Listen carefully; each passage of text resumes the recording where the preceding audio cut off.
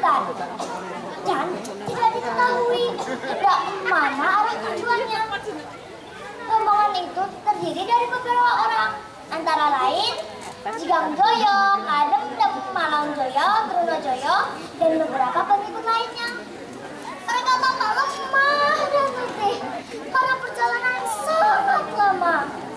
Jigang Joyo sebagai pemimpin pasukan mengajak pasukannya untuk beristirahat sejenak. Dengan napas terenggah-enggah dan masih menggandeng tali kudanya, Jigang Joyo berkata, "Hei pasukanku, apakah kalian letih? Mari kita beristirahat sejenak." Dalam istirahatnya, ada salah satu pasukan yang menggendong bayi. Bayi itu terus-menerus menangis karena kehausan. Dengan suara tangisnya, majulah salah satu pasukan yang menggendong bayi itu. Ia menghadap ke arah Jigang Joyo.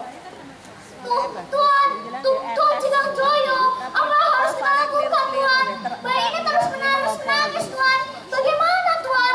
Persediaan air kita habis. Melihat keadaan itu, Jigang Joyo sontak menggendong bayi itu dan menenangkannya. Sambil salah satu tangannya menggali tanah untuk mendapatkan air. Cuk. Aku harus mendapatkan air. Kasihan bayi dan seluruh pasukanku. Mereka kehausan. Namun, sampai galian itu sangat dalam, belum juga munculnya tanda-tanda air sedikit pun.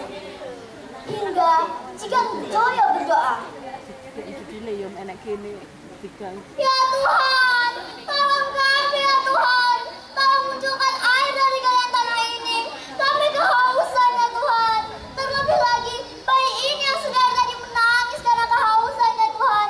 Tolong kami ya Tuhan." Sambil menunggu keajaiban dari Tuhan, Jigang Joyo terus melakukan usahanya. Dan tiba-tiba, biar air muncul dengan sangat deras. Air. Sambil menyambi air kepada bayi, Jigang Joyo terus berdoa terima kasih kepada Tuhan dan mengajak seluruh pasukannya untuk minum air. Terima kasih ya Tuhan, terima kasih. Kau telah memancarkan air dari galian tanah ini. Ayo semuanya kita minum air. Kuda-kudanya jangan lupa diberi minum juga ya. Perintah itu disambut dengan sukacita oleh seluruh pasukannya. Baik Tuan. Ayo teman-teman, kita segera minum air. Dan mohon izin Tuan, kuda-kudanya kami giring untuk minum juga. Baik, minum yang banyak agar badan kita menjadi sehat dan bugar kembali. Dalam istirahatnya, Jigang Joyo berkata,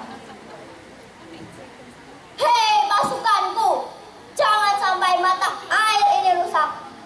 Kita harus menjaga mata air ini.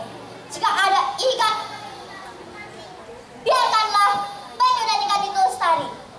Kedepannya mata air ini akan sangat berguna bagi daerah sekitar." Jigang Joyo berkata juga, "Dan jangan lupa untuk selalu berterima kasih kepada Tuhan atas pemberian mata air ini. Lakukanlah upacara setahun sekali untuk menghormati leluhurmu." Benar saja, mata air itu terus mengalir hingga menjadi sebuah telaga. Telaga yang besar sekali. Telaga inilah yang sekarang disebut dengan Telaga Buret. Telaga Buret sekarang mengairi desa-desa di sekitar telaga. Lebih tepatnya ada 4 desa, yaitu Desa Sawo, Desa Ngetrong, Desa Gedangan, dan juga Desa Gamping. 4 desa ini setiap tahunnya menyelenggarakan tradisi ulur-ulur, sebuah tradisi untuk berterima kasih kepada Tuhan atas pemberian mata air dan menghormati leluhur. Yang sebelumnya mereka berziarah ke makam Jigang Joyo yang berada di sebelah barat telaga. Untuk ikan-ikan dan tanaman yang masih ada, jangan diambil ya teman-teman. Biarkanlah ikan dan penyu itu lestari. Karena kita harus selalu menjaga kelestarian flora dan fauna yang ada di sekitar kita.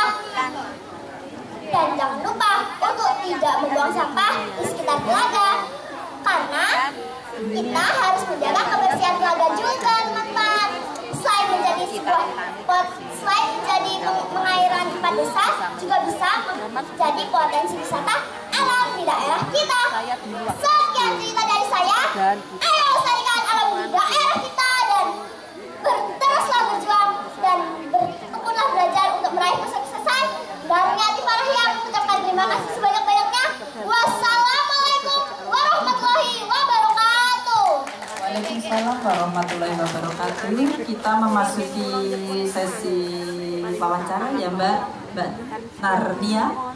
Assalamualaikum warahmatullahi wabarakatuh. Waalaikumsalam warahmatullahi wabarakatuh.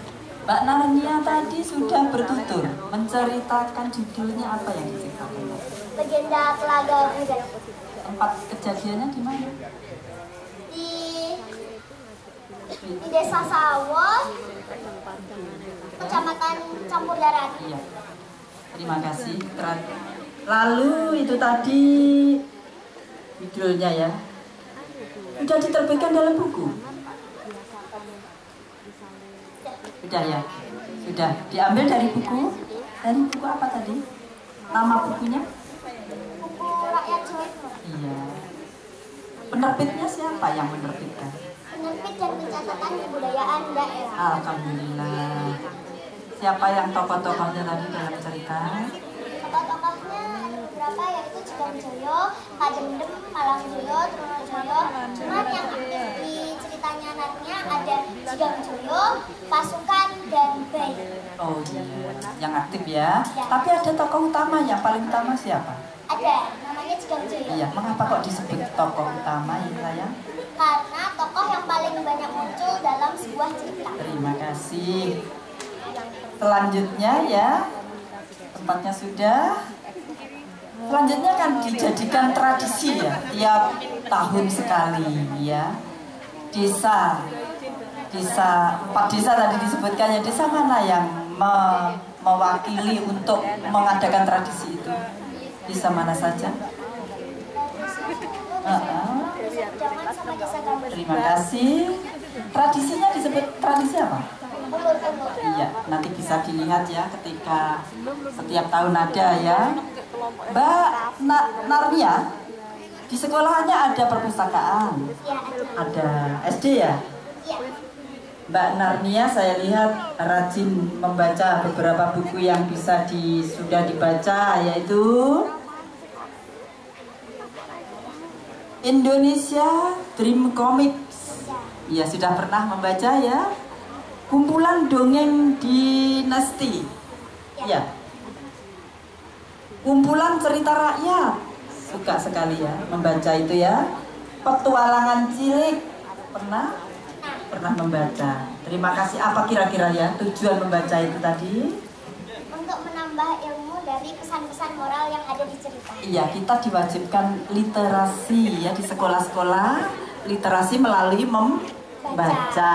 Sebab literasi itu tidak hanya membaca, bisa melalui digital, bisa mendengarkan, ya toh? Mengakses informasi melalui itu multimedia. Terima kasih Mbak Narnia sudah menjawab pertanyaannya. Saya akhiri, wassalamualaikum warahmatullahi wabarakatuh. Waalaikumsalam warahmatullahi wabarakatuh.